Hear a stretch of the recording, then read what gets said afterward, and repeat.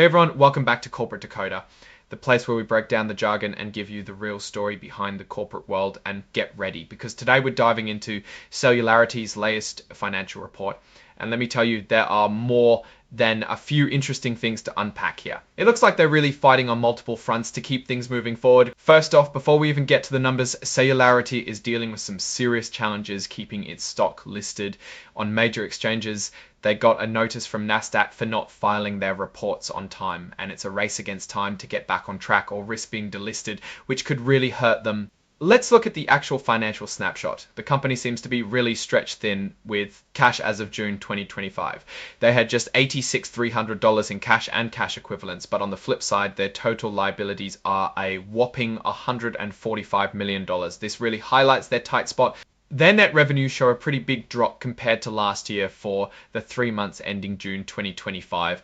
Total revenues were $5.7 million, down from $12.1 million in the same period last year. That feels like more than half their business has shrunk. And a huge part of that drop is in product sales, which fell from $9.9 million to just $2.4 million in the same 3-month period. That's a massive 76% decrease. Imagine losing 4 out of every $5 you were making on products. Even weirder, their cost of revenues for product sales actually went uti by 128% to $26 million from $1.1 million. Last year, this is a classic sign that they're spending more to make less, and there's even mention of writing off capitalized bulk material costs that could be them throwing good money after bad on inventory that just isn't selling.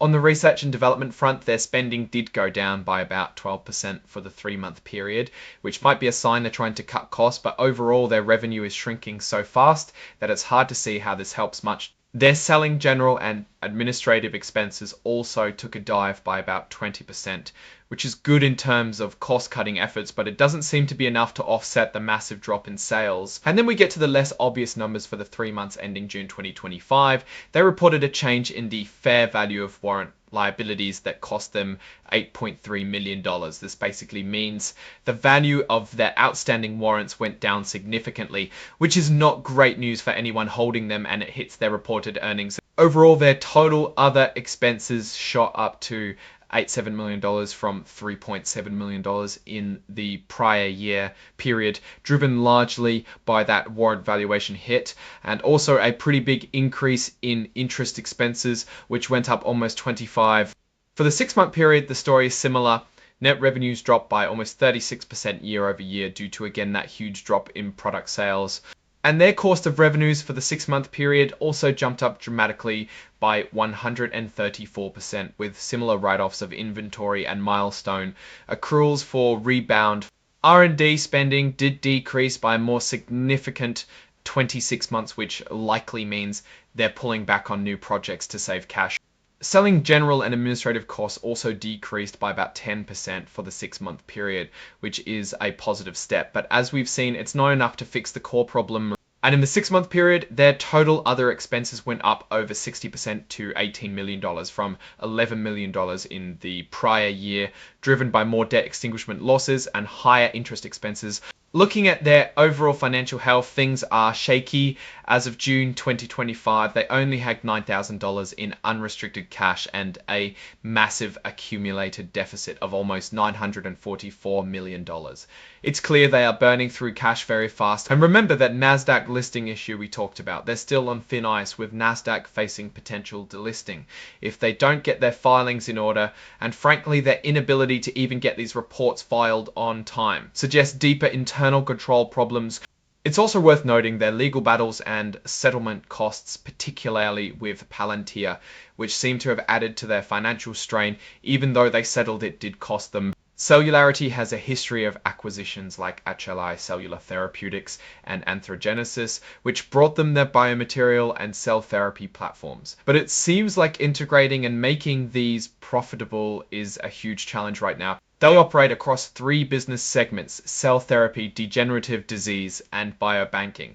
But it's hard to see any of them as a real growth engine right now, especially the shrinking product sales in the degenerative disease segment. They did mention the One Big Beautiful Bill Act, but it's unclear how this new tax legislation will specifically help them out of their current financial hole. Now let's talk about the big picture. For Celularity, it's a really tough environment. They're facing a massive revenue decline, especially in their product sales, which is a huge red flag. Their costs are not aligning with their revenue. And that's a dangerous position for any company, especially one that's already struggling with going concern issues and Nasdaq compliance. The fact that they're selling off intellectual property and taking on more debt to stay afloat while still losing so much money suggests a very uncertain future for investors. This looks like a very high-risk situation. They need to drastically turn around their sales, bring costs under control, and very struggling with going concern issues and Nasdaq compliance. The fact that they're selling off intellectual property and taking on more debt to stay afloat while still losing so much money suggests a very uncertain future. For investors, this looks like a very high-risk situation. They need to drastically turn around their sales, bring costs under control, and very importantly secure significant new funding quickly to survive. Their cell therapy ambitions are on hold due to lack of capital, which means...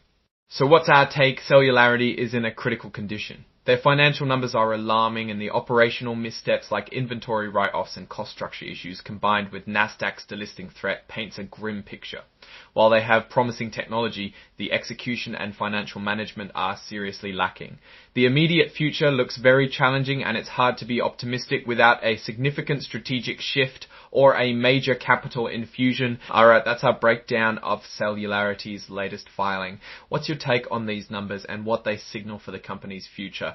Drop your thoughts in the comments. If this analysis was valuable, hitting that like button really helps, and subscribe for more deep dives, and don't forget to join our Discord community linked in the description below for more exclusive content and discussions.